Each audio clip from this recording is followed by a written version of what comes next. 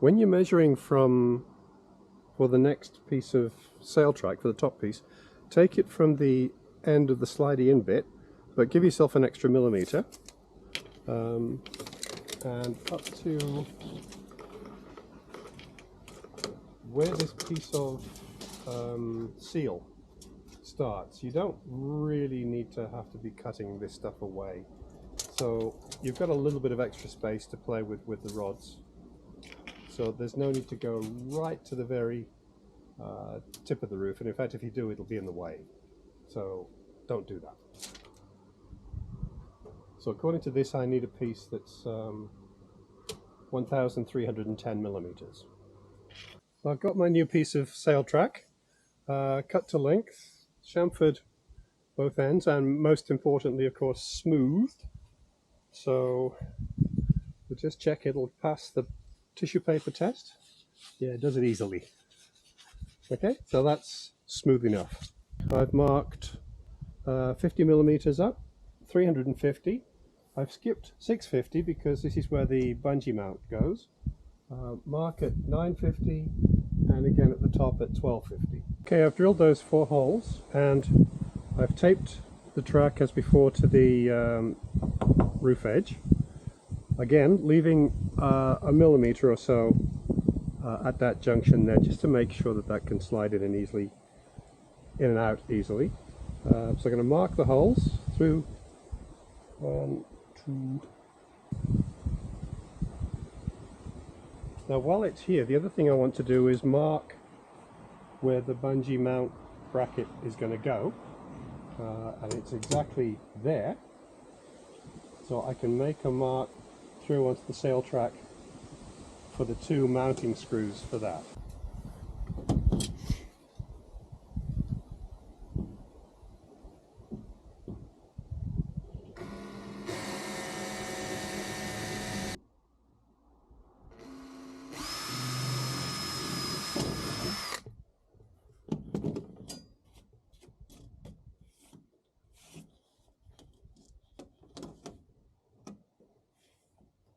Okay, I've drilled all these holes now, so we're ready for the silicone. Make sure you put silicone in every hole, not just the ones you've just drilled, any that might be lying around from old bungee mounts, for example. Again, the 20mm 8G self-tapping screws.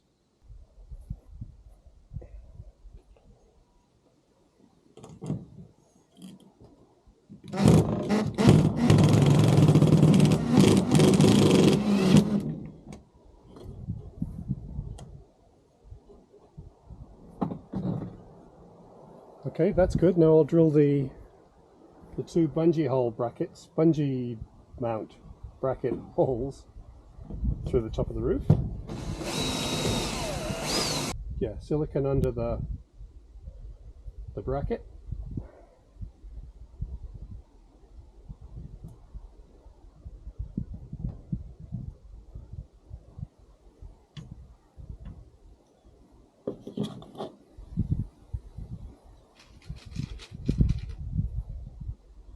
And then screw him on the same way. The triangle points up towards the top.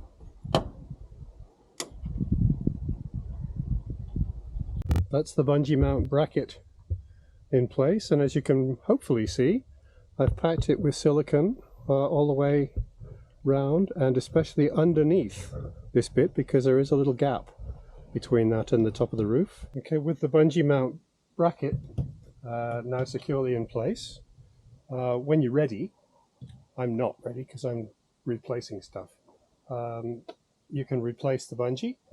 There's 2 holes that line up with these 2 holes, goes on that way up, and if you want to use that and you've got space, then there's a hole for that as well. Okay, so that's pretty simple. Remember, when you're putting this stuff back on, use lots of silicone. Okay, the last part of the job, when the roof is up, give it a good shove to make sure it's properly locked in. And you can see on this roof that this portion of the lip is actually obscuring the opening of the sail track.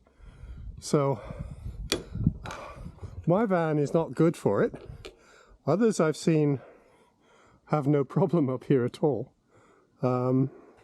There's two ways of dealing with it. Well, there's actually three ways. One is ignore it, and that means the awning material has to go up and over and around that. Now that's probably not a good idea because it gives you an edge that could cut the material. The second thing you can do is put a shim, piece of plastic or metal or something, underneath the top of the very top of the sail track. That'll bend it slightly and lift it so you don't have to do much here at all. Well, the third thing you can do is just put a straight edge on it, mark a line, lower the roof, take an angle grinder to it, and that's what I'm going to do. So a few seconds with an angle grinder, and that's taken away that nuisance piece of lid. Of course, a couple of minutes also with a file to make sure those edges are really smooth. We don't want those slicing the awning. So with the roof up, you can see that the cutaway is now giving me clearance to the sail track. So there's the finished result, all ready to go apart from replacing the bungee.